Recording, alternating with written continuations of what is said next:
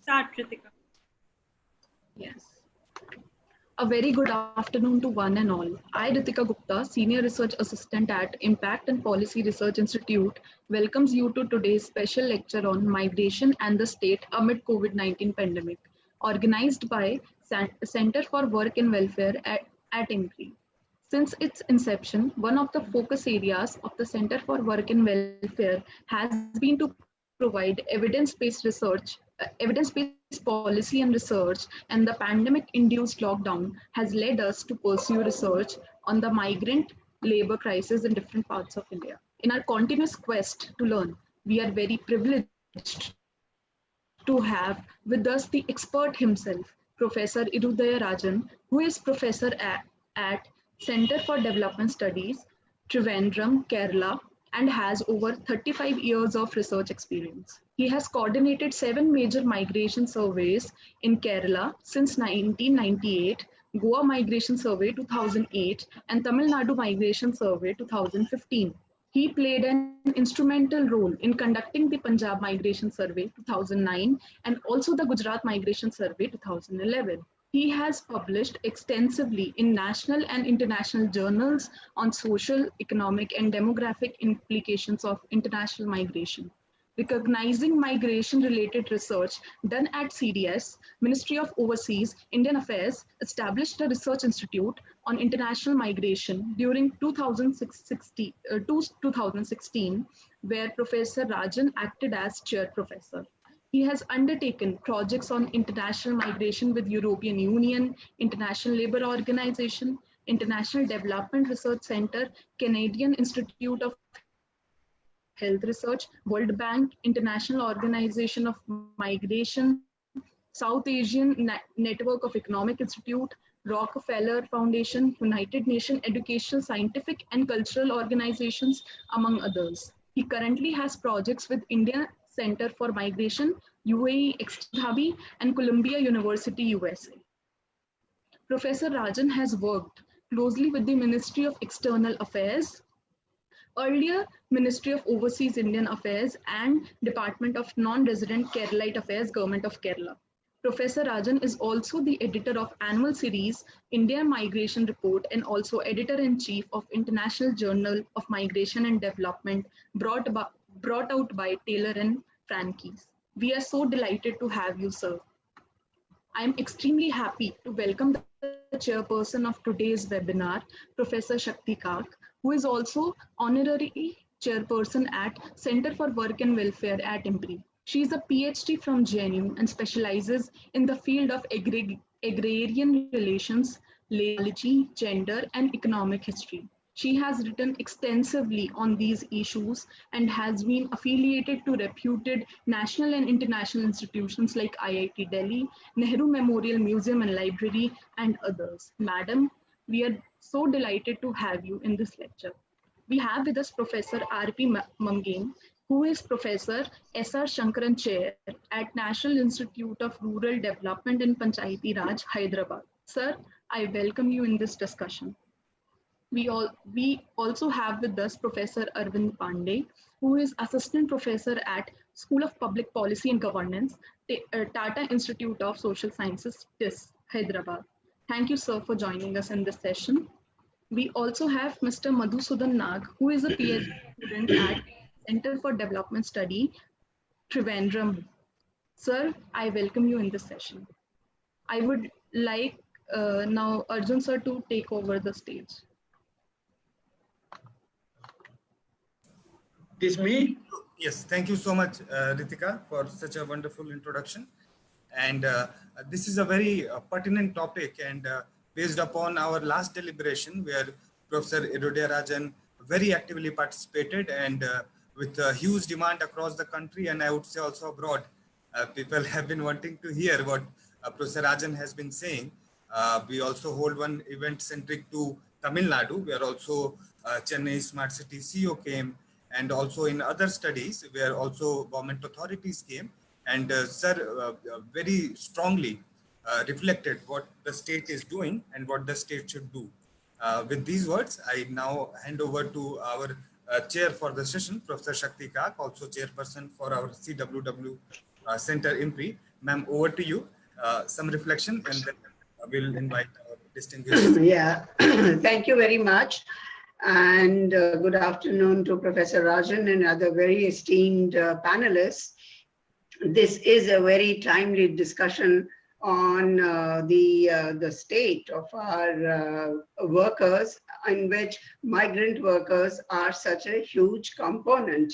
Therefore, Professor Rajan's talk on migration and the state is extremely important, because I would assume that the role of the state is so very important in dealing with all the fundamental, crucial questions related with the condition of migrant workers and workers in general. Now, I think the kind of economic closure that happened on the 25th of March had the largest and the strongest impact on these workers, who are not only migrant workers, they're also workers employed in unorganized sector, which sometimes even is short of records, it is short of any welfare measures, it's short of any labor contract, humane labor contract. So these are the segments of our society that paid the heaviest price for this virus that arrived in India, whenever. That's a different kind of a debate. Now, from migrant labor force, of course, is a multi-layered problem. You have workers, educated, place of origin, to wherever they get good employment.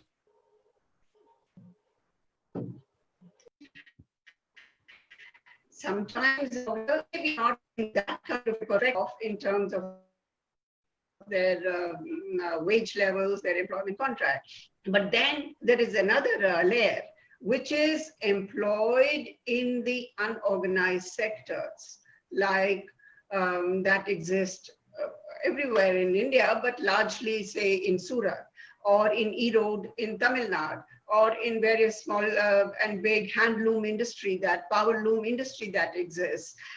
And these are the workers which are not really seasonal or secular workers, but they are employed in the kind of contract jobs where, again, there is no guarantee of employment or any other welfare measures, social protection that they should get.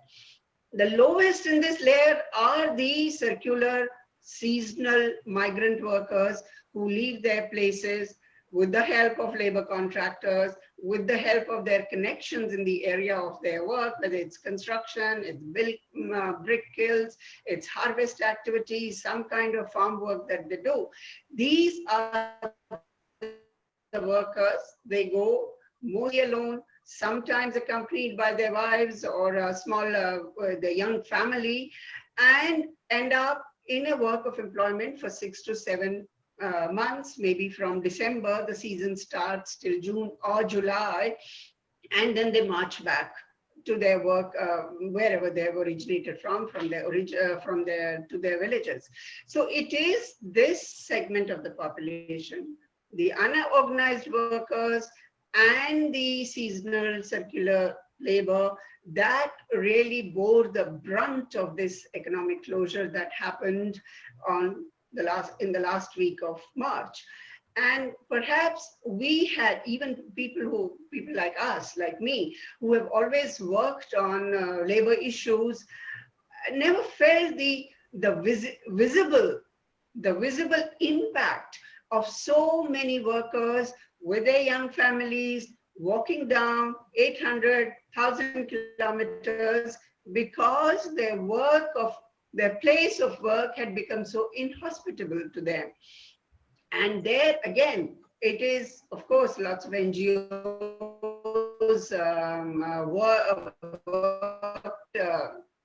provide them with meals, we provide them, but actually it is the role of the state that was wanting, that was totally deficient, inhumane, and unsympathetic to these workers, which we saw by their presentation to the Supreme Court, where these issues, some people had gone in to petition to give them a decent passage to their homes.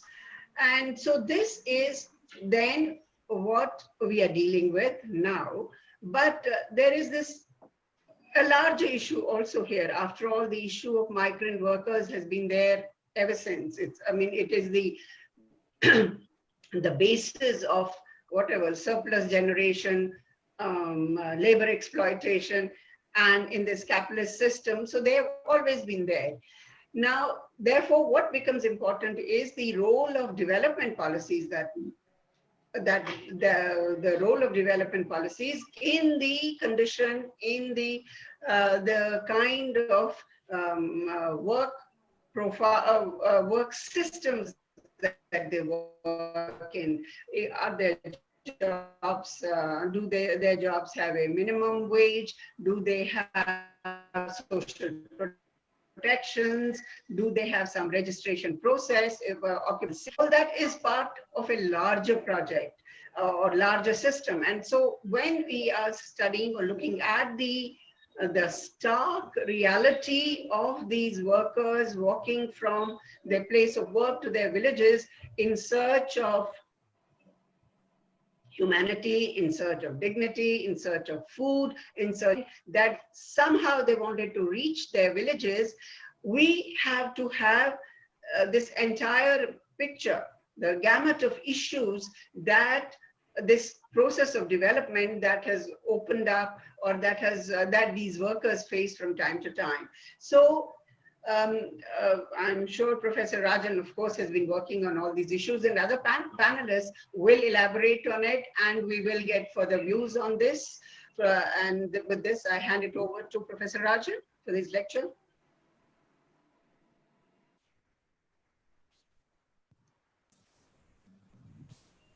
Can you hear me? Yes, yes, sir. Okay, thank you. Let me take this opportunity to thank the IMBRI for inviting me to speak on the topic which I work on for quite some time. I also want to thank the chair and other members who are listening to me. And I just want to start with saying that some of you are familiar with Sustainable Development Goals. One of the goals is talking about facilitating orderly and safe migration through appropriate migration policies. Now, I want to use this as a point, and I will be focusing today mostly on internal migration. I'm not going to talk about international migration for the time being, unless somebody wanted to raise some questions. But I'll spend my time mostly on the internal migrants. Now, when you start talking about facilitating orderly and safe migration with the appropriate policy, that requires two important dimensions. One is data, second is policy. Unfortunately, both does not exist in this country. Both does not exist. What you have is nobody talks about how many are there. We don't know anything about them. The second is there is no policy. We have only Interstate Migration Act. Act is different. We are talking about immigration bill is different. But policy, we have no policy. We have agricultural policy. We have industrial policy. We have policy for many things. But we don't have policy for migrants. I think that is also missing. And then the database. Why database was missing, I am telling you, is that, as all of you remember, for the migrants, they have seen several fevers. I don't think they are worried about COVID. I talked to one of the migrants. They said, sir, who bothers about COVID? Because we were living in India overcrowded all the times. For us, COVID does not matter. But we have made them COVID is matter. That is what I call them middle class versus poor class. People like us, we also included in that. For us, COVID does not matter because we are working at home. But the migrants, the poor migrants, they cannot work at home. They have to work on the road. So it is also the middle class using COVID-19 to treat the poor class in a poor way, bad way. I think this is something I want to elaborate on that maybe in the later stages. Now, why I'm saying there is no data? Remember, many countries had lockdown, but we have not seen the picture like what we have seen in this country, walking, dying through the railway tracks, begging for food, coming in large number to the railway stations. Why we have not seen in other countries? I think we never talk about that, including the country Bangladesh. Not many people are walking in the Dhaka city when the lockdown was announced. The problem is we have no idea about how many are where. We don't know even migration corridors. I don't know any policymakers have any idea about where people go. And Indian Railways knows. Indian Railways is benefited by migrants. Otherwise, Indian Railways would have been lost long like Air India. It will be like Air India. Loss-making company, Indian Railways. But Indian Railways is making money because of the migrants. They were traveling, all the trains is full with migrants. Before the pre-COVID, we are not talking about COVID Sarmic trains. We are talking about the normal train. You go to Chennai, you go to Delhi, you go to, these migrants. But we don't know how many, where they're going, what are they doing, we have no idea. We know, but we never wanted to bother about them. That is why when the curfew was announced on March 23, on Sunday, at least they would have given a hint for the migrants saying that, look, we are going to have a lockdown is coming soon. Like a teaser for the movie. When the movie never comes, the teaser comes first. The trial comes first, then you say, oh, you are waiting for the movie. Oh my God, I have not seen the full song because there may be a small fight because it's only 3 minutes. But the movie will be 3 hours. And at least a teaser would have been told to migrants, saying that, look, it's coming, so better be ready. Nothing was mentioned on what is called the Janata curfew. Then on Tuesday, Prime Minister is coming and telling at night, saying that we are going to have a lockdown tomorrow. And migrant had no time to move. Even you would not have moved from Delhi to Haryana. I would not move from Chennai to Delhi. Everything was completely closed. No train, no bus, no vehicle, no walk, only police, police, police, everywhere. And this is the first time we have seen the borders. We have not seen the border. In fact, I was thinking, I was living in another country. I have to take a e-pass, show your Aadhaar card, where are you going? We never was asked like this in our own country. Everywhere you are asked questions. And this was started on the lockdown 1.0. And that time they would have given 1 week time. Just 1 week. If they would have understood the migration, the numbers, the corridors, they would have allowed the special train. What we are talking today is Sarmic train. Special train would have been provided the migrant on lockdown 1.0 for 1 week. Announced, the government would have announced, anybody want to go back, there will be a lockdown, and we are arranging special trains, special bus, special flights, special cycle, anything you can move back. 1 week is given the time, probably you would not have seen anybody walking on the road. We have failed. But then people tell me, you are telling, what about coronavirus? I told them, when the Prime Minister announced on the lockdown 1.0, the coronavirus infection in India is only 500. The state which I am sitting, Kerala, was leading as #1 in India. On March 29, Kerala was #1 in India. Of course, we are not #1 now. And we don't want to be #1 anyway. There are many states want to take #1. And Maharashtra was number 2 with 20 difference. And someone asked me, sir, Kerala is number 1. I said, should be number 1 because we have more migrants. But then, of course, that scenario is completely changed. When there was 500 infection, you were not given trains for the migrants to leave. When it is 3 lakhs, you told them, please go. Please go. They are given special trains. That is not Sarmi train. That is Corona Express. That is Corona Express. Chennai to everywhere. Now, the whole country, villages, you are seeing Corona. We have made a big mistake by not allowing them at the lockdown 1.0 1 week time. And what the Bangladesh government did, they said 1 week holiday. Then come lockdown. You should announce holiday. Then lockdown. I think we have done that mistake partly because we don't know the importance of migration. Let me come back to the numbers. Everybody gives some number. I have some number I'm telling for last almost now 2 months. According to 2011 census, 450 million people in this country are living in a place they are not born. 450 million. That includes me, you, our Prime Minister Modi too. All of us are living in a place they are not born.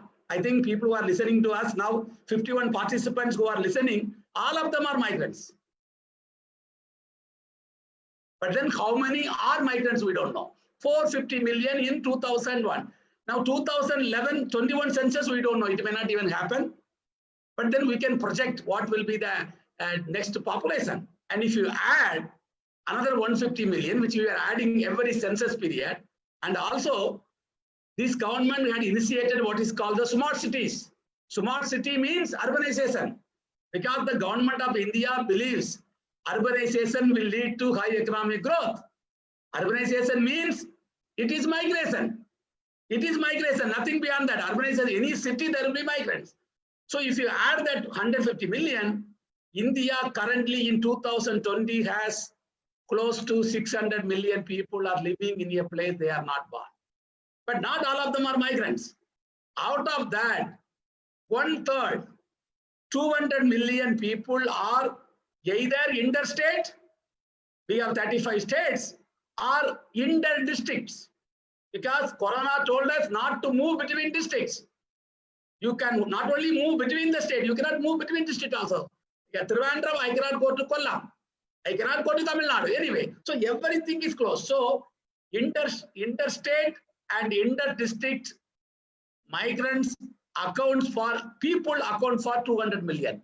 1/3 of the people are moved either inter-district or interstate. I'm not talking about intra-district. People move within the district. No, I'm not talking about them because they can at least move. Of course, the Corona period we could not move even within the district, but I allow them. They would have moved through cycle or motorbike. But between the district there was a border. Every district border there will be a policeman. Where are you going? So we could not move between district. Very strict. Between state. People cannot move from Karnataka to Kerala. There was a big, border was built. It's like like a Germany big border, like building a wall. We have seen. I did not know that we are living in one country. We are talking about one ration card. I don't know. So anyway, I'll come back to that ration card later. So please remember, 600 million people, migrants, 200 million people are interstate and inter-district.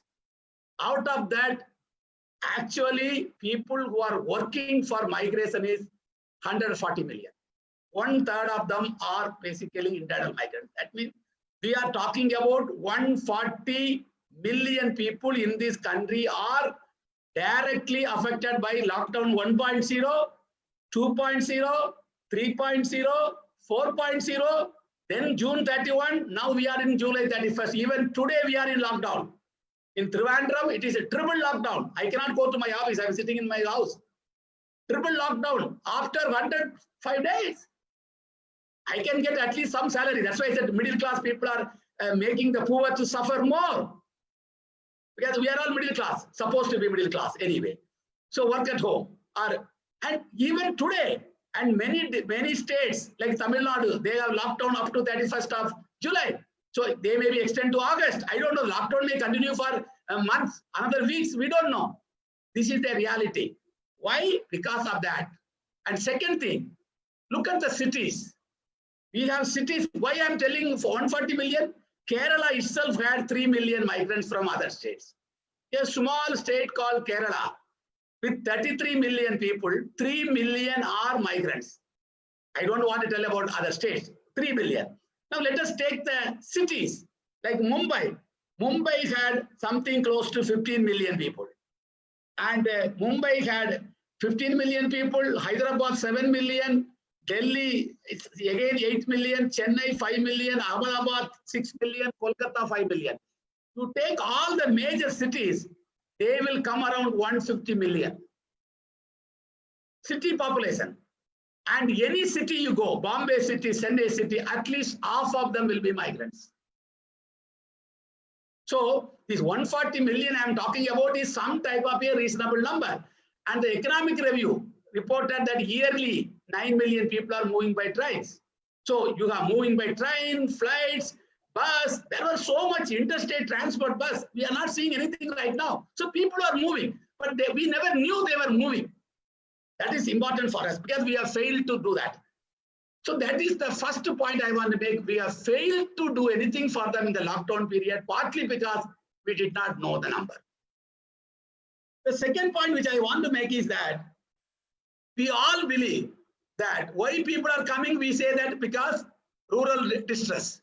So what do?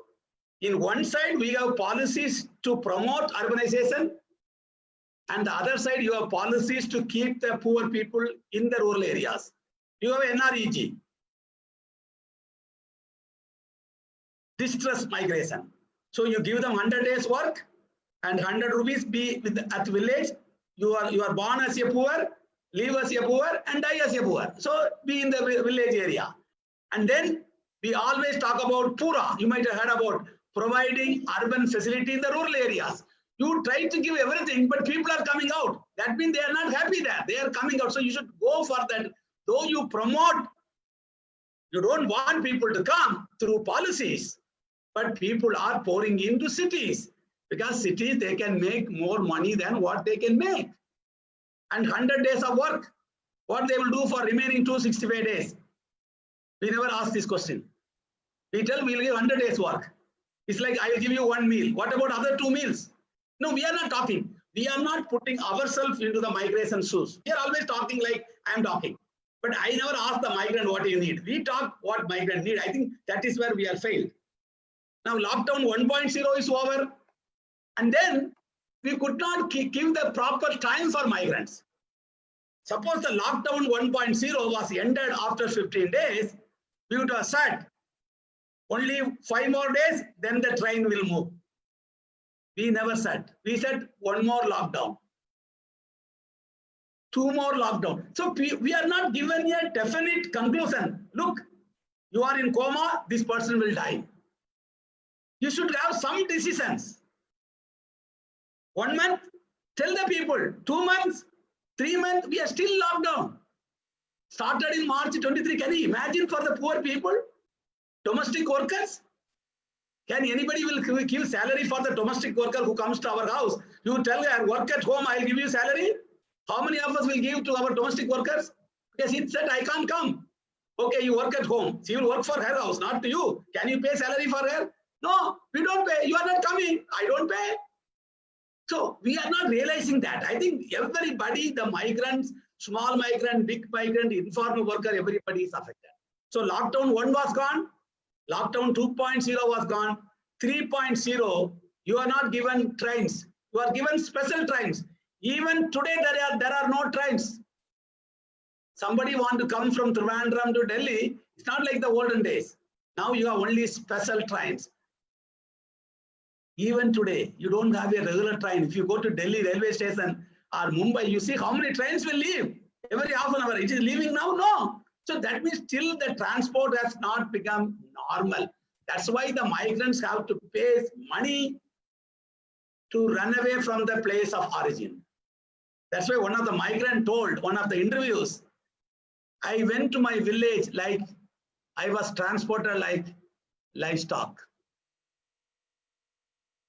I was transported like livestock. He went by a lorry, like a lorry carrying cattle, lorry carrying chicken, lorry carrying goat, the lorry carrying people. He said, I was moved like livestock. I think migrant deserves better. Migrant deserves better, not the treatment in his own country. If they are treated in other country as a refugee, I can understand that. But you are treated like that in your own country. I think this is paining to us because we are all researchers. We are also failed to protect them. What we can do because we are not policymakers, unfortunately. So this is something happened, and then the train started moving. Of course, I told it's not the train, it is Corona Express. Now the Corona is spread everywhere. Villages, all the district, now even district become lockdown. Some villages are become lockdown. We made them red because of the mobility. The disease was moving. Migrants are moving, disease also moving. I was telling to one of the meeting 3 weeks back in an international conference. Anybody has seen Corona? No. Anybody has seen Corona? Nobody has seen. Where it is, we don't know. Is Corona has a passport? No. It has visa? No. Somebody said, I have a passport, I have a visa to go to America, I'm not able to go. Corona has gone. So Corona is moving like the migrants. We want to move, they are not allowing us to move. Whereas Corona is moving very freely, going to every state, going to every city, killing as many people as possible. Why can't I not allowed to go? I don't know. I am much worse than Corona. We are allowing me to stop. Everybody is stopping me, but not Corona. You could not stop Corona. Now we are already, we are the 3rd rank in the world. I'm sure we'll be reaching 2nd rank very soon. But I pray we should not move to 1st rank. We should not overtake America anyway. I believe that, but we don't know. Future is because every day the coronavirus is increasing. Even in Kerala where I sit, 3 consecutive days, there was not even a single infection of Corona. The Chief Minister will tell there is no Corona today. 3 days he said. Yesterday we had 400 plus.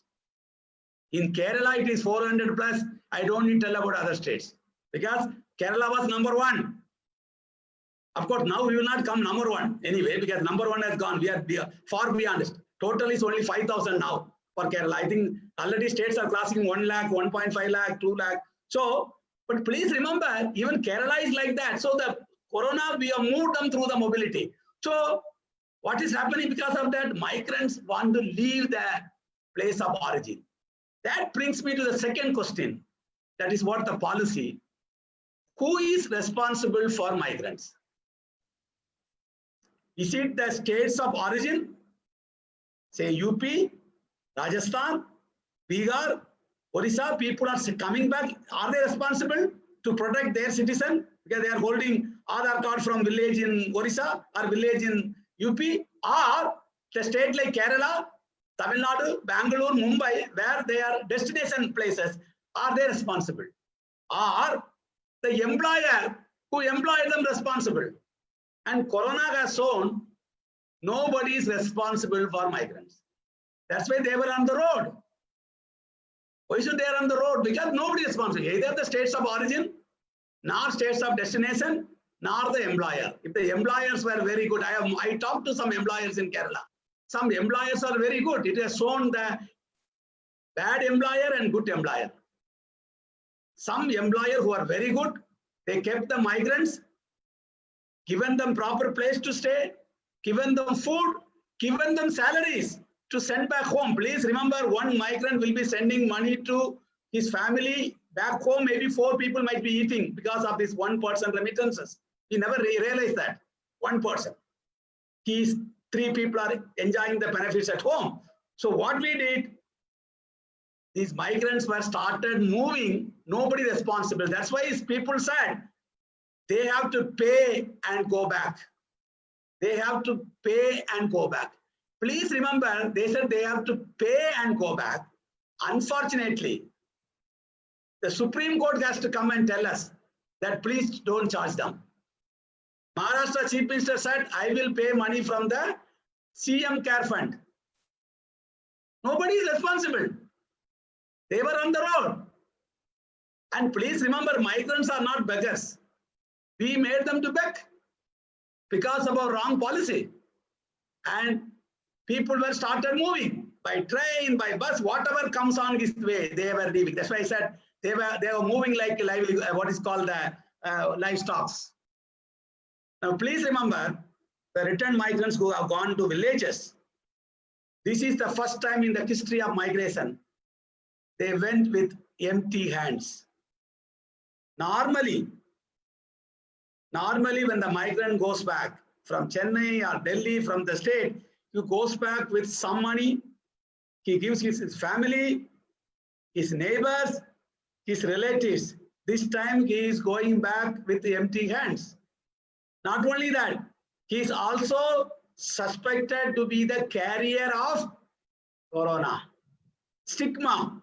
So you have created two disability for him. He's going back without money because the companies were not paid salary to him for the lockdown period. And then he is going the carrier of corona. When he goes back, he is put for 14 days quarantine. He has no money, he has been put. So he has been stigma also attached to them. That's why I was telling, we don't need to study what is called the farmer suicide. Now we should study returned migrant suicide. I think this is something I want people to do PhD on that. How many people died after returning home? How many people died before reaching home? How many people, it's all, it's all consequences of the lockdown, not because of corona. But corona people died. There is no doubt about that. But then the migrants were not in our policy thinking. We have CM fund, we have care fund by the Prime Minister. Somebody was telling all the CM fund or the PM fund should be used for buying ventilators. Agreed. You should buy ventilator because these people need oxygen. People who are going to die. But the migrants also need oxygen to eat food. So you should give money for the migrants also. It's equally important. They need oxygen, otherwise they will die. These people also will die because of starvation. So you want starvation deaths or corona deaths? Both are important. Both are equal for us. A man who is going to die, I am giving oxygen, he is surviving. Important. At the same time, I have to see that we are feeding the poor migrants. For them, the oxygen is food, healthcare. Not what you are talking, the big money we are talking about. This is something, so we have failed to do many things for them. Now let me come back one or two more points, then I will stop here.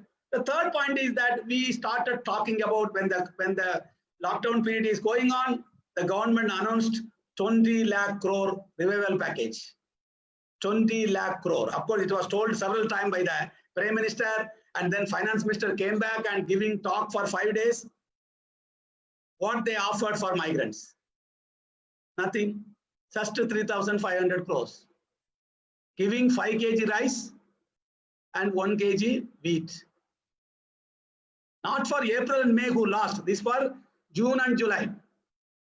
I was telling 5 kg rice with 5 family members. Is it enough? You are not giving them food security.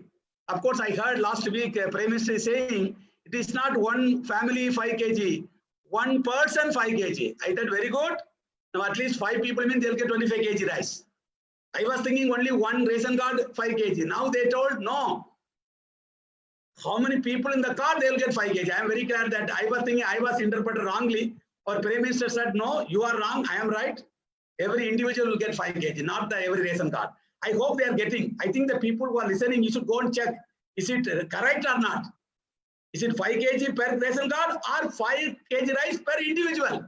Our Prime Minister said last week it is per individual, not per ration card. Maybe I don't know. Somebody might have told him I am speaking to some places 5 kg is not enough. So now 25 kg. Good, very good. That means our talks are reaching right people. Very important for us because we are talking for the poor. We are not talking anything for us. We are talking for the people who cannot talk, oppressors. Yeah, because migrants cannot talk. Nobody is going to talk to migrants. I was telling them I am sitting in the studio of the channel. I tell them I am sitting here, but the migrants are on the road begging for the food. I am talking for them. So we are talking for the poor migrants. We are not talking anything for us. We are talking for the migrants. So they are getting, that is the only thing given in the 20 lakh crore, 5 kg rice. What are the other things? NREG. They added more money. So what? You have to work. And you cannot work. Lockdown. What it matters for them? And then housing in the cities. They are not going to come back. Who bothers about your housing? Then one ration card, that is August 2020. That means the immediate benefit only 3,500 crores out of 20 lakh crores.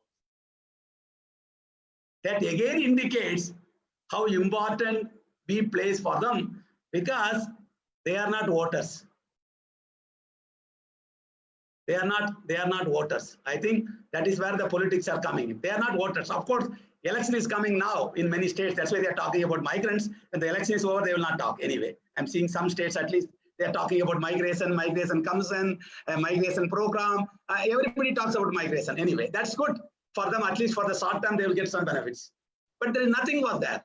And I was telling them, the migrants should get 25,000 rupees in their account. Direct cash transfer. Why? Because NREG wage is 200 rupees. If they work for 30 days, they will get 6,000 rupees in a village. Why they are moving to city? They will get double wages. So 2 months, lockdown 1.0, 2.0, you made them not to work. They want to work. It is not strike by them. You made them sit at home. And you have to pay them 25,000 rupees in all the 140 million migrants' accounts. And I calculated, if I multiply 140 million multiplied by 25,000 rupees, it will cost only 3 lakh crore. 20 lakh crore was announced by the government. If you give 3 lakh crores to the poor's hand, money, and then they will be self-reliant. You are talking about self-reliant India. You have to make self-reliant migrant. For that, you have to give money. But I am very glad. After I was discussing about 25,000 crores, Uttar Pradesh Chief Minister announced, we are giving all migrant 1,000 rupees. I said, I am very glad. I want 25,000 rupees. Like you ask somebody, when you want some money, you ask your friends, I want 10,000. They said, look, I cannot pay it. I have only 5,000, take it. So UP Chief Minister has given 1,000 rupees for all migrant workers. Good, but I want 25,000. But that means, you know, the direct cash transfer is very, very important. Actually, it has gone to some people's mind. I'm very glad people are doing something for the poor migrant. And finally, why we are all missing this migration issue? As I said earlier, there is no data, there is no policy, nobody responsible. And now everybody tells me, they will come back. Everybody is asking me wherever that now every newspaper is asking me, sir, people have gone back. He said they will come back or not. I said, why should they come back? You treated them very badly. Why you want them to come back? You told them go, get lost. You never paid salary. You never given them food. Migrants were begging for their tickets. I saw one person begging for the ticket in Kerala itself. That's why somebody said, we will pay the ticket. Because I can pay for one person easily, but I will not allow to go. But when a migrant is begging for the tickets, remember they used to send money, 4 people will be eating at home, he is begging. And who made them to beg? We. All of us sitting here, policy maker, everybody made them to beg. Otherwise, they never beg. I have not seen any migrant begging anywhere. They are not beggars. And we made them to beg. And they are heroes. They are not fighting war between India and China. They are not fighting war between India and Bangladesh or India and Pakistan. They are fighting war for their family members, fighting against poverty, fighting against malnutrition, fighting against unemployment. They are heroes for their family members. Lockdown made them zero. You made them zero. They used to be celebrated in their villages. When they come back, they are heroes. You don't treat them as, and you made them zero. Who made them? By your policy. I think that is something we should talk about that. I think we should have done much better. We should understand the number, corridor, and still we are not talking about big policy for them. And there is no big cash transfer. Already 4 months are over. March last week, April completed, June completed, July, April, May, June, now we are in July. July also lockdown, already 4 months over. Who is going to pay salary to them without work? You will pay to your domestic worker without doing work. Anybody will pay money to some driver who is coming to your house without doing any work. A lady who is selling fish or selling vegetable outside the road, she will come to many houses. Now she cannot come. So she is not able to make money. And like this, 140 million, I'm telling, I'm talking about only migrants. Of course, there will be lot of other people, lot of other people. So please remember, we have missed the great opportunity. I think India failed its migrants. India failed its own citizens. I'll stop here. Thank you very much. And thank you so much, sir, for such a intriguing lecture. And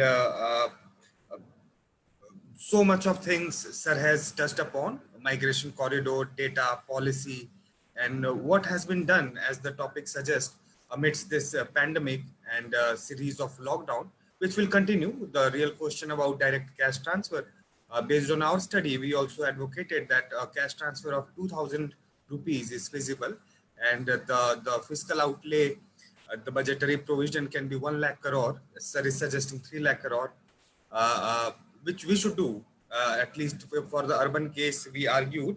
And very strong words, but very real words, as we can say as academicians and researchers, that hero made zero. I think that can be the headline, looking at the state of migrants and things happening in India. Now I'll invite our chair for the session, Professor Kak, to make her remarks and also raise any questions, clarification, or suggestion you have. Kak ma'am, over to you.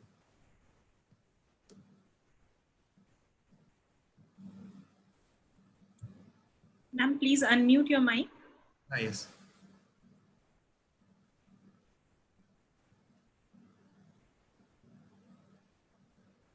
See, always, yeah. Okay, thank you very much to give me this opportunity. This indeed was a very brilliant, very informative lecture, and I know Professor Rajan is, one can say, passionately involved in the issues of migration, and the current one perhaps shook him and shook all of us, looking at the kind of attitude, callous attitude that the policymakers had towards this issue. The fact that the policymakers could just make an announcement at 4 hours notice to close the entire economic activity in the country, to stop any movement, any transport, and not to bother or not even to know this, didn't seem to know, to be aware of the fact that the way our economic activity is organized, we are not working in this organized sector where salaries will anyway go into our bank accounts and people will stay where they are.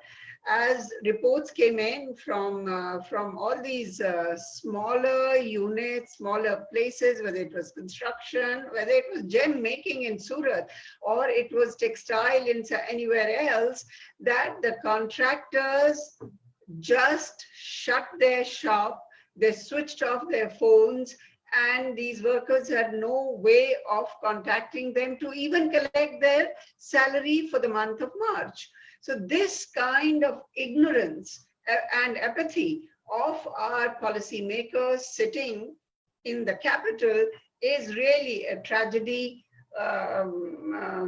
which I mean, should be criticized, which should be exposed, because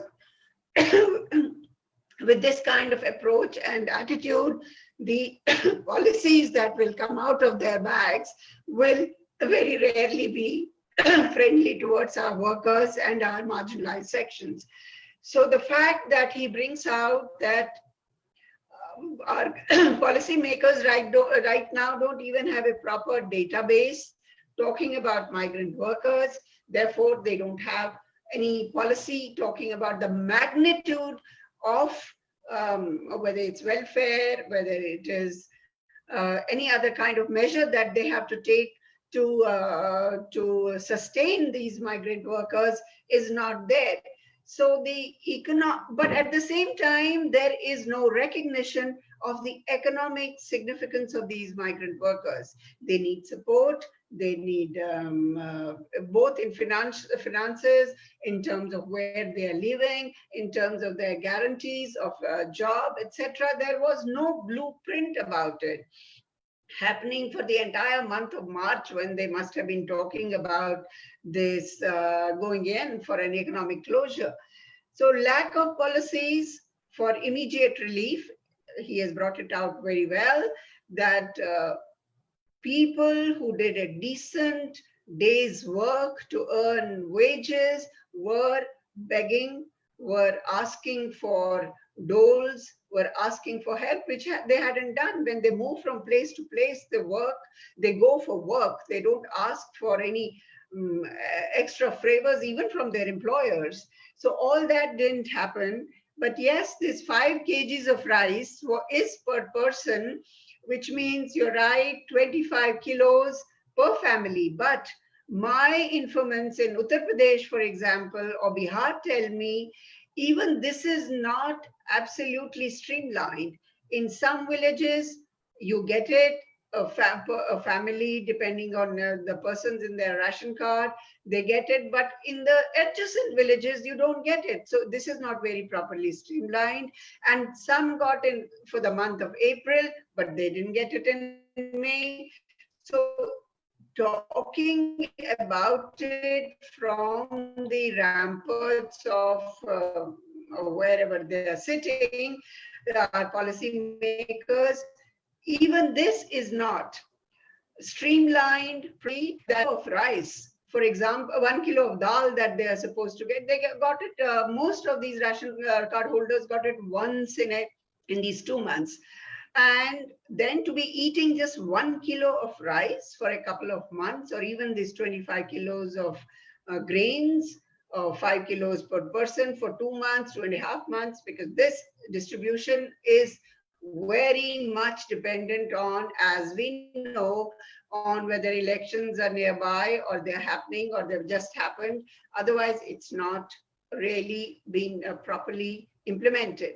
The second very sad thing I see is when our Prime Minister tells us that they have passed on 500 rupees per Jan Dhan account to these women who are registered, who have a bank account.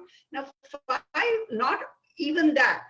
People tell me they have not every woman who has got it, not every family has got it, but 500 rupees in these months, in this period of inflation, in this period of joblessness, no work, people walking back to their houses, and then you find, oh, I have 500 rupees in my bank account. And that also doesn't come every month. It comes, it's erratic. For some it comes, for others it doesn't come. Even that gas subsidy, cylinder subsidy that they're talking, it does come at times, it doesn't come at times. So that lack of policies for immediate relief seem to be all non-existent, except for once in a while, after all, you have to make statements from various platforms, so you can say, well, we have passed on this and that. Similarly, direct cash transfers. If 500 rupees a month is a direct cash transfer, I don't know what era we are living in, or the direct cash transfer of 1,000 rupees per family. Really, we are totally out of touch, out of touch with reality.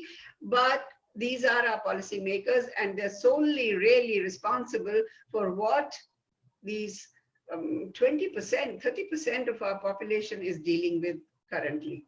Very nice lecture, very informative, and I thank you very much for this. And I hand it over to Simi and Arjun.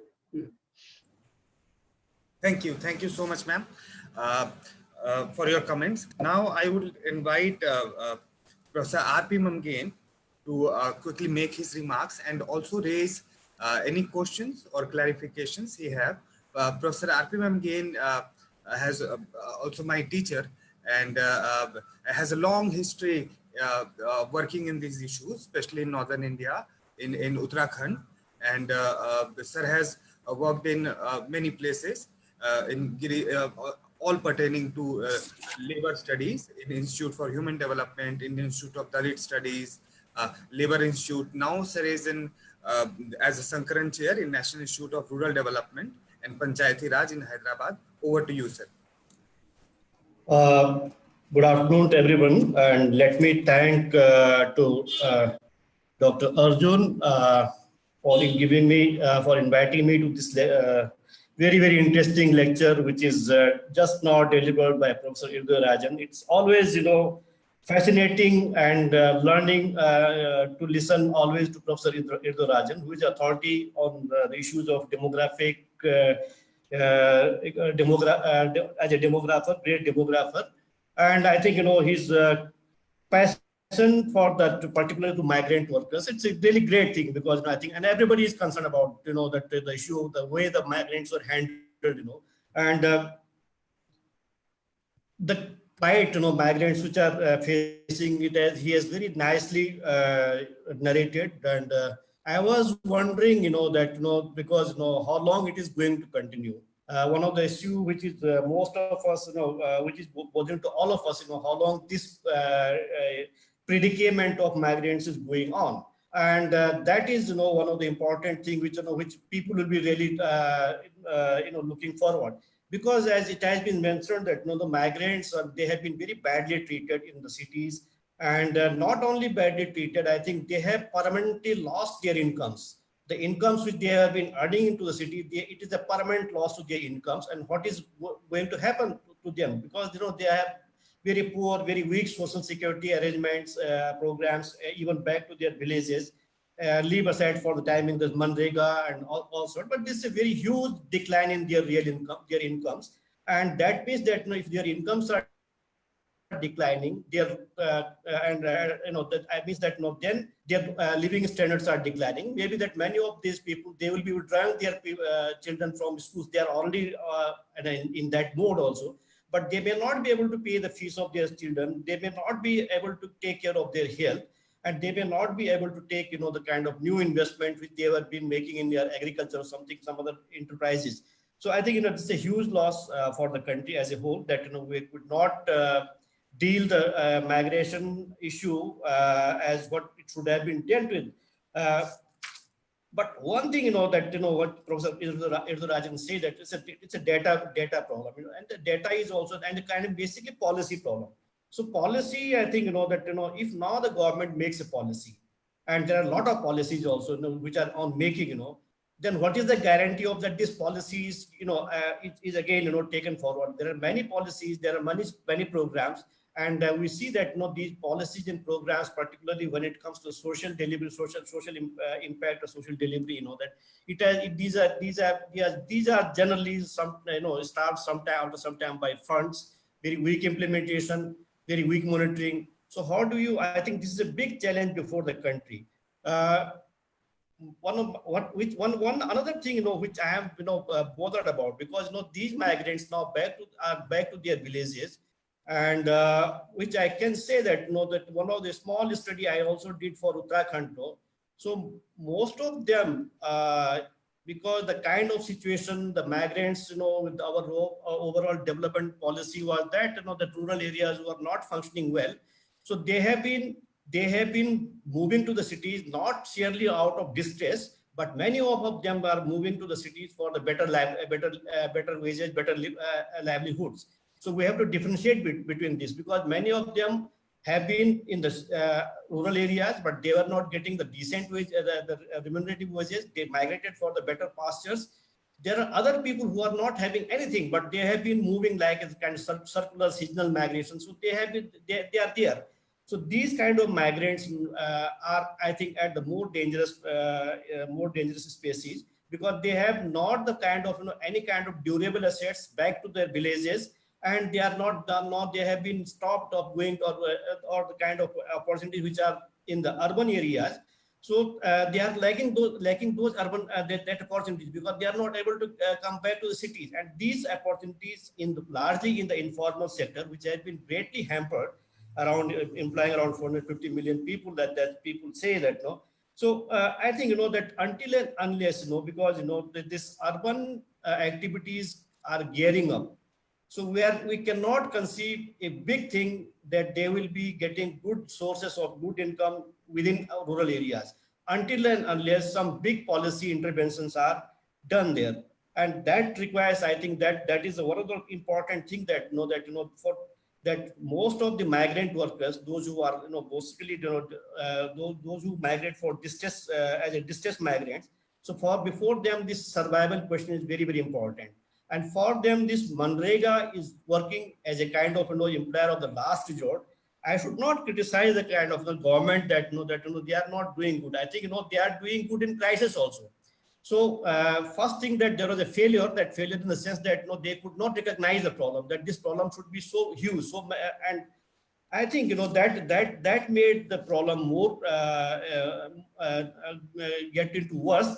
And that I think now in the Manrega delivery session, they are doing good in the sense that everybody is now engaged in work. You ask anyone, those who want to work, they are getting work.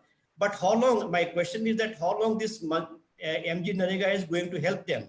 Because this is not a kind of permanent solution. So you have to, as a policy measure, I think you have to work out some permanent solutions so that they get some kind of regular, in long for a relatively longer duration employment at remunerative wages, not just simply by increasing the Manrega wages by 22 rupees. That's not going to work. So what I was suggesting, what I think we have done, we have also organized, because this issue has, I think, dozens of seminars webinars across the country have been conducted in recent past. So I was advocating, we are advocating rather in the last of our one of the webinar in NIIT Hyderabad, that we should do away with this 100 days limit. We should do away with the 100 days limit. So this 100-day limit should be done away, and people should be the choice. And I think choice should be given to every household who wants to participate in the MG Narega program. So if you look into that, it should not be restricted only to a household. That only a household gets for 100 days employment, but rather to individual within a household, whosoever wants to work. I think that if the government does it, that will be a great relief, at least to those migrants who have been working in distressed conditions in urban areas, so that at least they can get some kind of minimum survival income back in their villages. That is one thing. Other thing, there are a number of migrants. I think they have made a great, as Professor Rudra said, because they have built our cities. They have built our growth rates, because whatever the growth rate, as the chairperson was saying, so they have fueled our growth rate over the years, and this fueling of our growth rate, but they were treated very badly. So how do we ensure that they come back to the work? How do you ensure that the economic activity starts in urban areas? My experience, my gut feeling, and my interaction with the many people is that that most of the people who are staying in the villages, who have gone back to the villages, 80 to 90% persons would be coming back, because they don't have any kind of regular employment into the villages. So they will have the compulsions to come back. So what to do? We have to. I think we have to look beyond the agriculture also, because agriculture has exhausted over the years. I mean that's and it's good that if many people are coming out of agriculture and doing joining some other enterprises, some other livelihoods, and adding to their household income. That's good. But how do you do that? That will be done, I think, in urban areas. MSMEs are very badly affected, particularly micro and small enterprises are very, very badly affected. So how do you ensure that these migrant workers return to the urban areas, but they get I think their dignified life, their dignified wages, their dignified living standards, and they are not left beyond. So who will give those guarantees? So these guarantees, I think, must come from the state. I think now state has to play a very, very important role. I am not saying that the state just leave it to the people and they let them be the kind of laissez-faire, free flow of people coming and going. So that is not going to work. There are responsibilities of the sending state as well as the recipient state also. So if sending state is sending to the people as their migrants, they should know that how many people are there, how many of them are living in bad conditions. I think that kind of database everybody should have. Similarly, those who are coming to the cities, the recipient states, there should be, I think, that there should be the fair labor standards. I think what I can say that they should have they should be ensured basic minimum wages, basic living conditions, everything. And for that to happen, it is being now what you call popularized or advocated that we should have a portable social security benefits. As Professor Yudhrajan has said, I don't know how long, how effective it will be to make a portable social security benefit. Particularly, I think it should not be limited to the PDS only. It should be limited to your health. It should be limited to your child education of children. It should be limited to your minimum wages also. So everything it should be limited. It should be linked to that. Not only just that you give them ration card and say that it has been made portable. So this needs some kind of reimagining, rethinking. How do we do that? Other things that these migrant workers have gone back to the city, to the villages, but they are having a very, very rich set of skills. Very, very rich set of skills. How do you use their set of skills within the villages? I think that is another challenge, and then there are many unskilled people also. So what we are trying to in MGNREGA that, and I think there are states like, Uttar Pradesh, they have done extensive survey of this migrant workers set of skills, and they are planning to have a skill development locally, and then linking those these skilled people to the local industries, local micro, small, medium enterprises within districts or nearby towns. So this has to be done, I think, in a big way, and so that they are quickly engaged in the mainstream development. I think these are some couple of points which I will just reflect it here, and I'll stop it here. Thank you so much, Mamgen sir, and very pertinent points, especially for data. Government has also launched something called NMIS, National Migration Information System, and they are also integrating this skill thing. But as the reports and some studies also, we have launched a very big study for villages of those who have returned. Apart from those manual laborers, those do not have any skill, NREGA, others are not finding any way, and now forced to migrate again to the cities, even at lower wages. At the formal companies or manufacturing hub, they are providing some more incentive. My sister works in a company, in a medical company, and they are giving almost 1,000 to 1,500 per day extra as an incentive to come. But in Delhi, as I have also interviewed the last couple of days, people are now hiring in 60%, 70% of the earlier wages, and people are coming back. Indian Express has a series of stories every day from these places. So thank you very much, sir. And now I will invite Professor Arvind Pandey to another migration expert, my senior from Jawaharlal Nehru University. His PhD is on migration, and Professor Arvind Pandey has worked also a postdoctoral fellow at Glasgow University, and he was earlier working with National Institute of Urban Affairs, and has a very practical and practitioner kind of experience in looking into these policies and how we are tackling these things and planning process. Now, Professor Arvind Pandey teaches at this Tata Institute of Social Sciences at Hyderabad. Arvind sir, over to you. Yeah, thank you, Arjun. Am I audible? Yes, you are audible. Yeah. So actually, I'm using my bandwidth. There is some internet issue, so I'm just I'm not using my video. Okay. No issues. We can have the screen up. Yeah. Yeah. So first of all, I would like to say thank you to Arjun to invite for this fascinating talk, and it's always fascinating to hear Professor Rajan, who has authority on the subject of migration, internal as well as international also. So many things have been already discussed. I would not take much time, but I would start from the very pertinent point from which Professor Rajan has started, that in SDG, this orderly, safe, regular, and responsible migration. I am through a planned and well-managed policies. So this planned and well-managed policy, the state is responsible for formulating such kind of policy. But if you just go through any particular policy designed in recent past, whether it's a National Food Security Act or the Draft Code of Social Security 2018, you will find that there is nowhere migrant.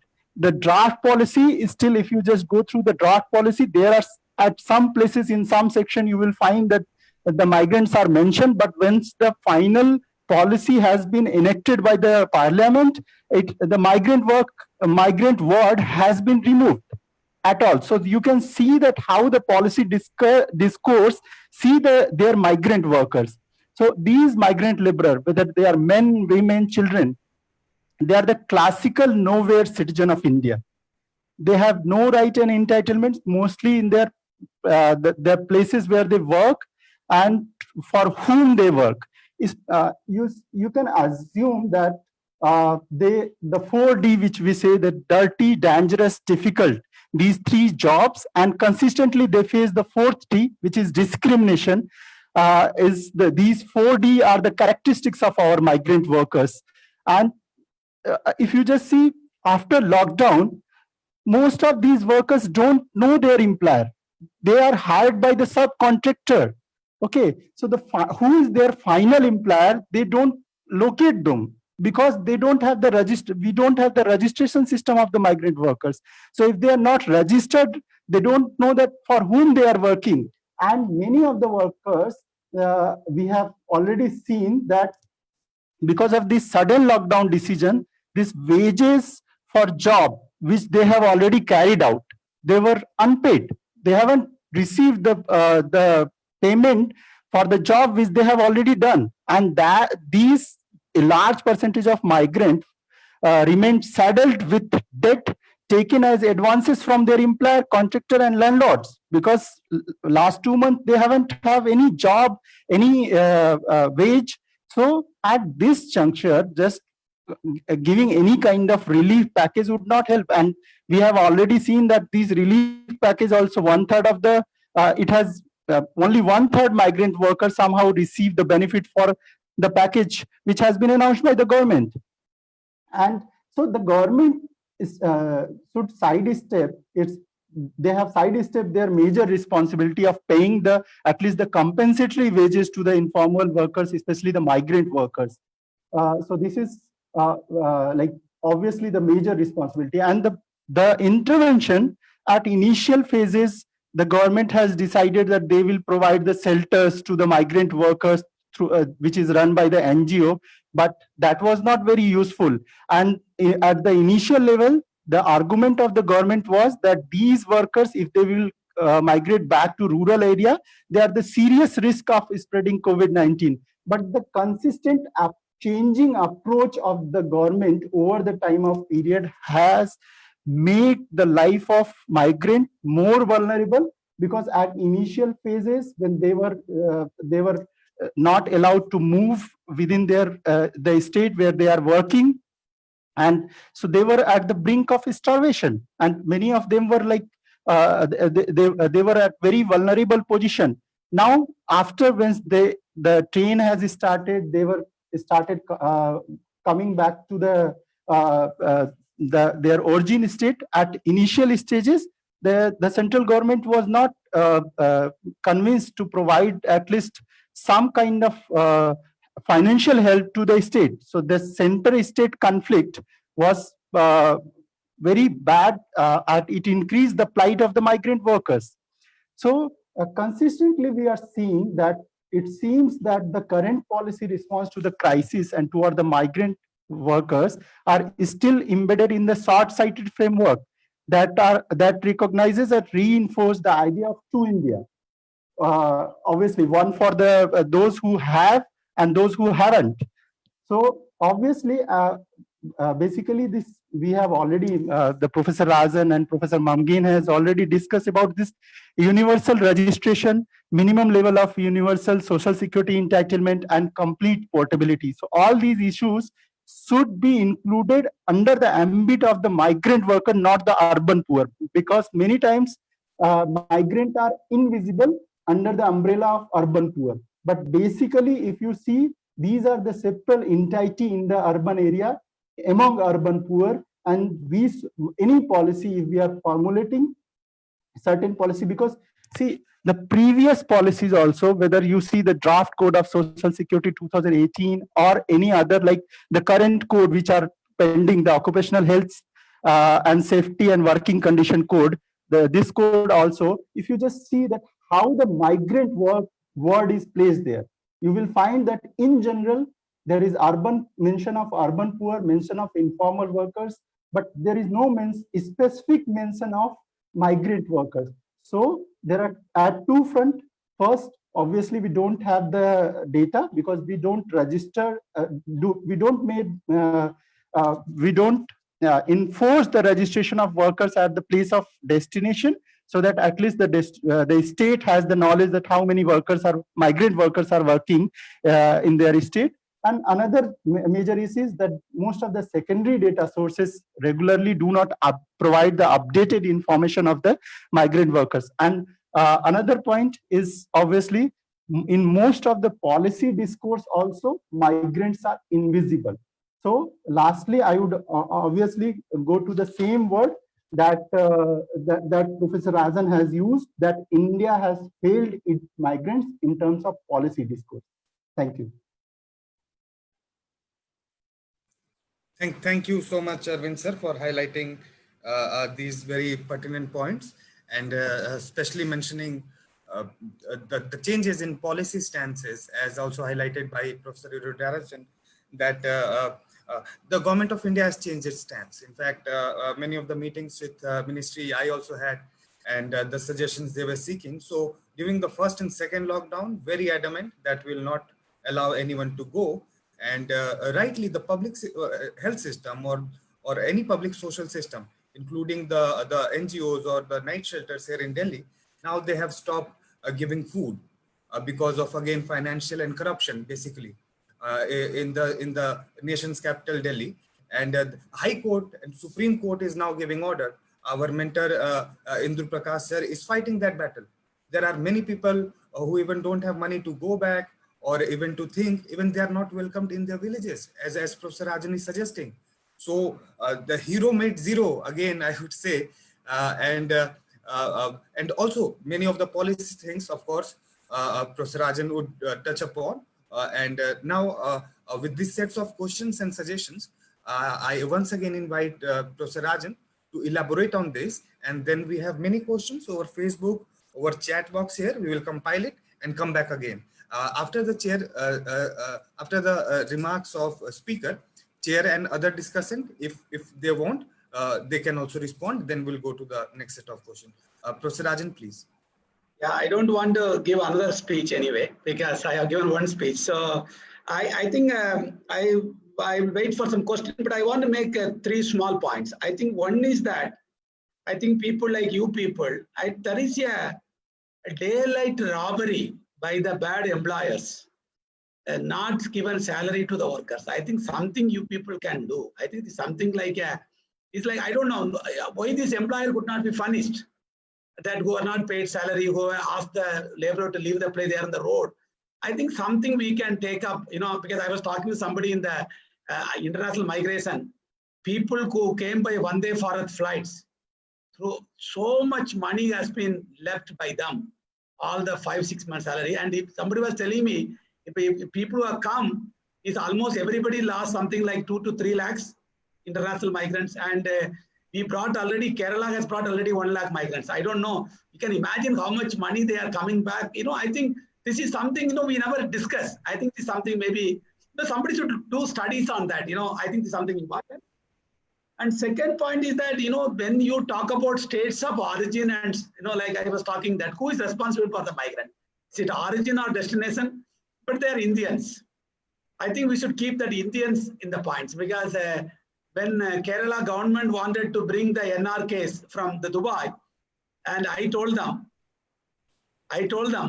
that they are not holding Kerala passport, they are holding Indian passport. So Kerala cannot do anything. So the Indian government has to decide when the flight should go.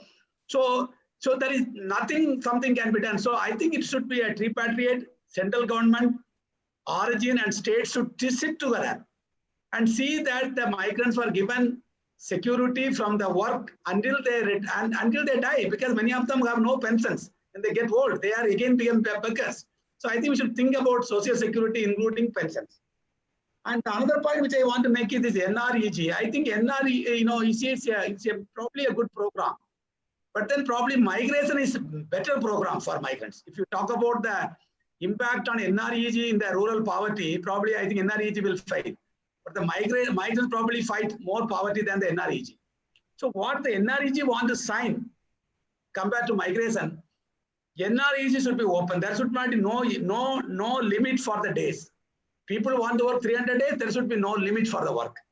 And there can be anybody, how many people want to work, they can work in the same family. So there's no limit for the work, no limit for one family. Then probably you can allow the distress migration not to come back. I think you should, some people might be happy with 200 rupees, but still you can think about that, but you should allow them, if you want to work 300 days, you can work, 250 days, you can work. But making them, fixing the date, and I know many studies have shown that many people did not get even 100 days. Some people, some states, some places I know, they never got 100 days. And finally, I think, registration of migrants, I am against that. Why should the migrants should register to you? What is the incentive for them? Unless you have an incentive, like for example, all of us have a Visa card. You have MasterCard. You have debit card. You have credit card. Like that, we should introduce what is called the Migrant Smart Card. Should be a special card. We are talking about digital India. Anybody want to migrate from UP, he should get that Migrant Smart Card. This card should be available to give with some, if he acquires the card, he should get free health insurance. You should give them incentive to register. Why should I register?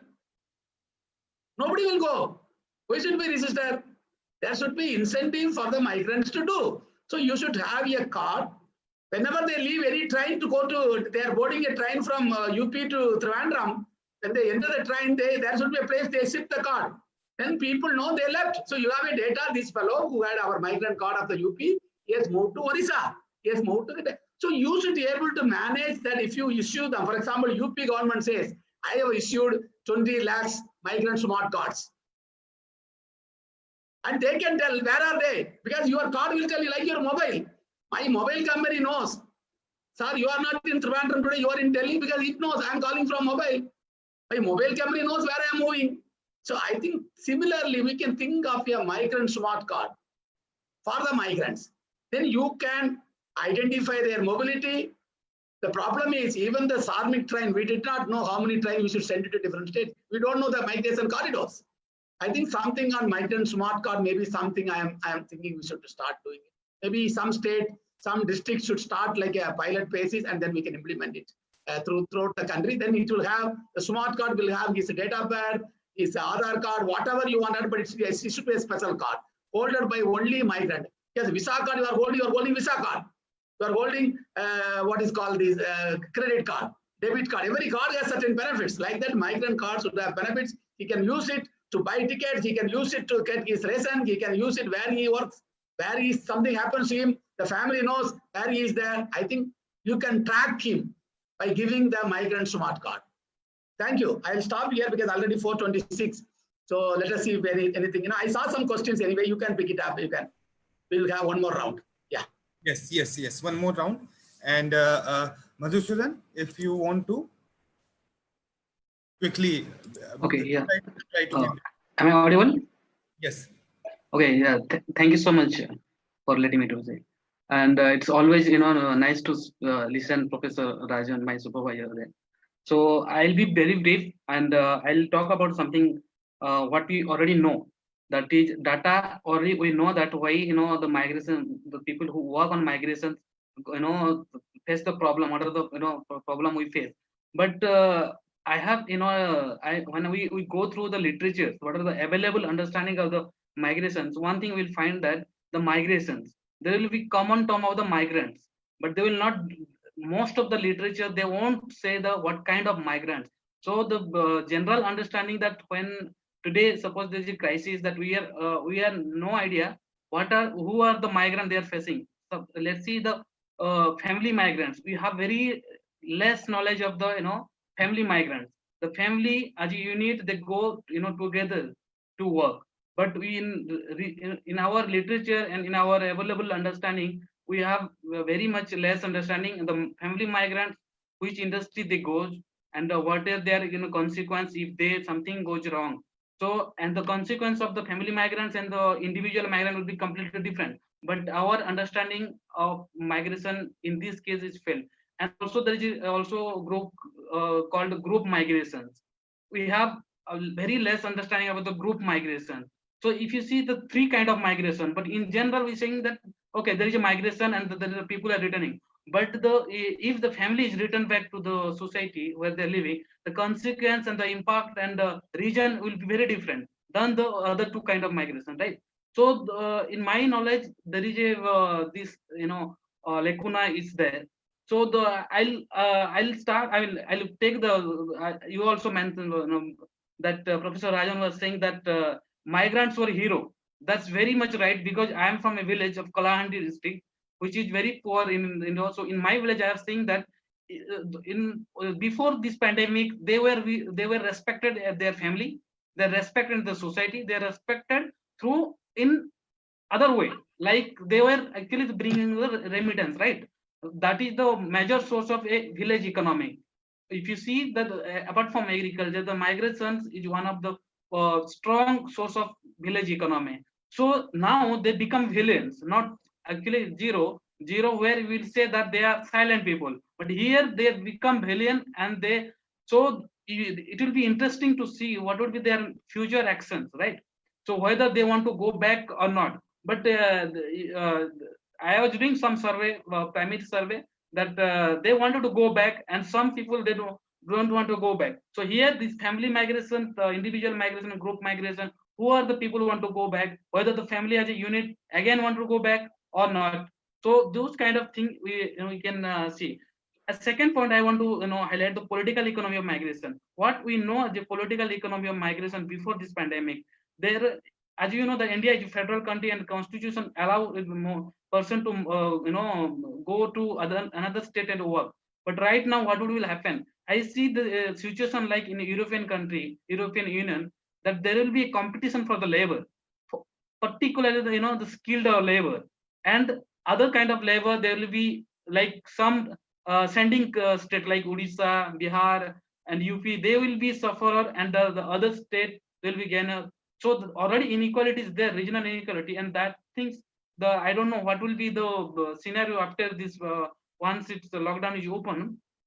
So there will be a biggest debate on this political aspect, political economy aspect towards the migration, because before this pandemic, Professor Rajan and other, they were saying about the demographic dividend and their advantages for the country and all those things, and their migration was biggest I mean the part of that. The people, the state which receive migrants, whether they should be give some kind of other kind of financial support, so they can provide some the programs and the policy towards the migration. So those debate will start again. I think will be very much in central. So Okay. right. Yes, in respect of time, very pertinent points. Family migration. Thank you, Madhu. And because of we will just extend for next 10 minutes. We'll just take the question, chair and speaker, with your permission. We are already at 4:30, so we can extend till 10 minutes, sir. Yes, please. 4:40. Yeah. 4:40. Okay. So I'll just quickly run through the questions, and sir can choose which one to answer, and also the chair can conclude. So one question which has come from Saswati Chaudhary on Facebook: would the return of the migrants to the rural areas signify a correction of urban bias, and the government can take the cue from it and work on it? Another question from Yugal Sharma on Facebook: how would this forced migration affect our rural economy? And then Nomita P. Kumar ma'am is asking, rural areas are going to be overburdened by unemployment and also downward impact on wages. Even scenario of underemployment not far off. Present policy of giving work to these migrants through NREGA would help for 100 days only, but with the pressure, more members in the family and more mouths to feed will create further problems to be smartly handled. Those were few selected questions from Facebook. Many questions here, more than 10. I will just summarize them. Impact on agriculture sector. One very important question from Arunachalam Pijan sir, also head in his department. What type of achievements India made for the past 73 years of independence, implementation of 12 5-year plans, 30 years of liberalization, privatization, and globalization with respect to migrants in India? Another question by Dr. Muthuraja Chinnasamy. Can you narrate the status of women migrants? What type of policy suggestion would you like to suggest in terms of feasible policy levers which can be used? Again, one question on status of women migrants and the measures which can be taken to them. There has been also regional disparity, but also in terms of gender disparity, our institute, our faculty is also writing a lot on it, that many inequalities are being revisited. So this question again, how migration is much helpful for poor people, for a backward, poor state on a larger scale. Arunachalam sir has again raised what is the difference between a policy and an act. I think that is there any policy program taken by Kerala government to revive the informal sector? One very pertinent question which I think Professor Rajan can take, that how Kerala is taking this forward. But all other states have different economy, because Kerala also depends largely on remittances, and many skilled labor go from there, unlike Bihar, UP, Jharkhand and poorer regions. Is there any policy mechanism and regulation center in New Delhi like the one in Kerala for the migrants? Perhaps this question is to me.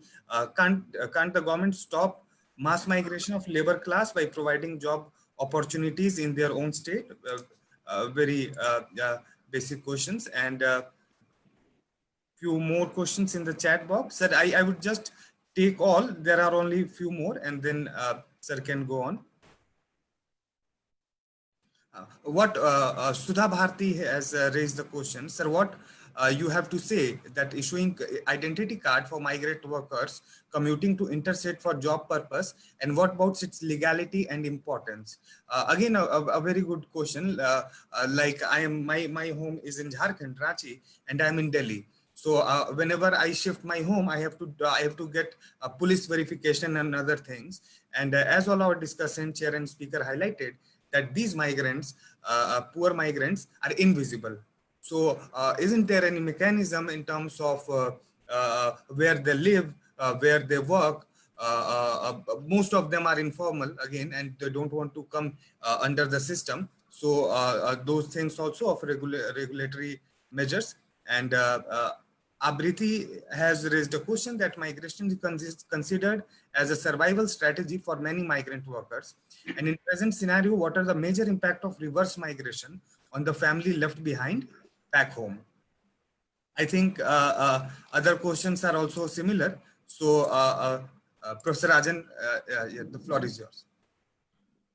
Yeah, questions are enough.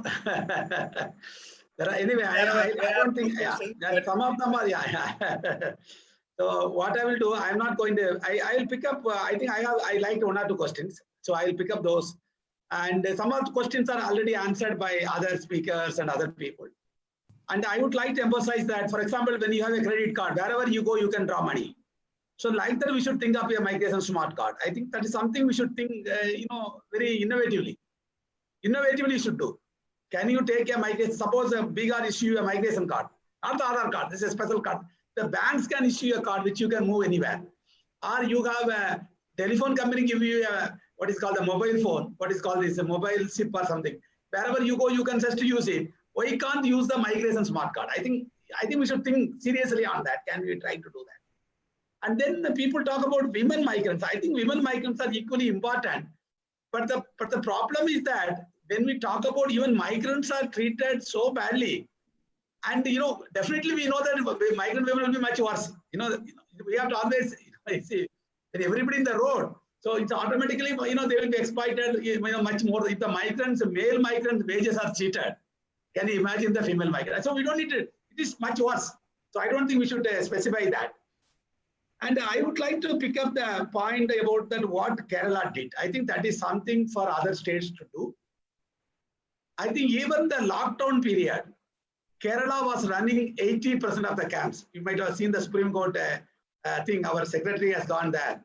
For 80% of the camps were run in Kerala for the migrants. And Kerala has only 3 million out of 140 million. So where are the other states? So, and then we had a very common kitchen. The migrant can go and eat anytime you want, breakfast, lunch, dinner, this is something, of course, you cannot run it for so many periods. Lockdown was extended, they got some difficulty, I know that. Lockdown 15 days is fine, but if you are feeding somebody for 30 days, it's like a guest coming to your house. The guest comes to your house, 1 week is okay, 2 weeks, 3 weeks, 4 weeks, then you also feel why this man is not leaving. I think they are guest workers, we call them guest. So you can feed them for 2 weeks, we fed them anyway. First lockdown 1.0, 2.0. And second thing, the Kerala employers are not very bad. That's why many could not go. Kerala government, the last 2-3 trains, there is nobody there. Because I talked to some migrants, why you are not going? I wrote it up in some of the newspaper in Kerala. They said, sir, why should we go? What we'll do, what we'll go back and do in my state, Orissa, Rajasthan, what we'll do? Because anyway, there is no jobs. Not only in UP, nowhere jobs, even India, no jobs. Forget about UP, Rajasthan. We are experiencing the highest unemployment in the country. So nothing about rural, urban, everywhere unemployment. No, thank God you all have some jobs anyway. That's why we are all talking. All people have no jobs. So what I will do, sir, because my employer was great. He told me, my employer, I normally what I do, I don't take my full salary from the employer. My salary is 15,000. I take only 10,000, send home every month. 5,000 I keep it. When I go home, I take 80,000, 1 lakh to my village in Tripura, Rajasthan. It's a big money in my village when I go with 1 lakh, 1.5 lakh. It's a big money for them. And now the lockdown period came. My employer given me the place to stay with social distancing. My employer given me food. I never went to government camps. I never went to the common kitchen. I was given food by my employer. He has given some money to transfer my home. Why should I go, sir? If the government gives me free train ticket, why should I go? So many people have not left. So bad employers, migrants have left. Good employer, migrants are still in Kerala. So I don't think we should worry about that. That's bad. One can learn some lesson from Kerala is that COVID has taught us identify the bad employers and good employers. Good employers, migrants are fully intact. I went to one hotel in Trivandrum. There used to be 20 workers from other states. After the 60 days lockdown, I went inside. I saw all of them. I was surprised. I asked the owner, nobody has gone? Free train? Nobody has gone because he was looking after them well. I went to another hotel. The employee was bad. He was running 3 hotels and he had 8 migrant workers in each one. So he had 24 workers. He told them on 24th night, when the Prime Minister told lockdown, he told them, I cannot do anything, you leave. He locked the hotel and he allowed them to walk in the road. 24 people, 3 hotels he was running. And they all went and stayed in the camps. And then they had food in the common kitchen. When the first train, they went back. I went to see him. All the 3 hotels is closed. Because I asked him, I know the owner. I asked him what happened. Sir, everybody left. Now nobody is coming, sir. So I am not running hotel. So 3 hotels is lost. That's the reality. So he was taught lesson by the migrants. So migrants also can teach you lesson. I think they should teach lesson to the bad employers. They should not go back to the same employer because you know they are bad. I think the COVID can teach lesson to the migrants to identify the bad and good employer. Okay, when you will always know when there's a crisis in the family, you know who is good, who is bad. When the crisis, only you will know who is your good friend, who is your bad friend. I think COVID has taught migrant who is good, who is bad, which government, which policy, they know now everything. and don't take them for granted. Now they will do very well. I think migrants have suffered in the short run, but in the long run, I think they will win because the migrants will win in the long run. I'm going to stop here. Thank you very much, Arjun. Thank you. Thank you so much, sir. And rightly mentioned the welfare measures taken not only by Kerala government, but also by people of Kerala, strongly linked with international markets and those many best practices arising from there. And thank you so much, sir. And also on terms of many points I have noted down, but in the interest of time, I had also many queries, but I'll quickly invite our chair to have briefly, ma'am, 2 minutes concluding lines, and then Simi can give a vote of thanks. Thank you very much, Professor Rajan. Very lively lecture and very informative. And from Kerala, very humane, as you said. People, workers, when they go from Bihar and Orissa, they feel that the wages, minimum wages, because they are implemented there, are almost what they would have got, half of what they would have got in Dubai and all, or working in these Gulf countries. So they are very satisfied with the kind of working condition, the freedom they have, and as well as the wages they get. So that indeed is the Kerala model. And here, distress, Manrega, a distress reducing scheme, basically 100 days wages that you get are not even the minimum wages which Government of India agrees upon, but for a starving, unemployed, subsistence, landless laborer or marginal farmer, it brings in some wages during the lean season in the farming communities. Policies that need to be followed, better occupational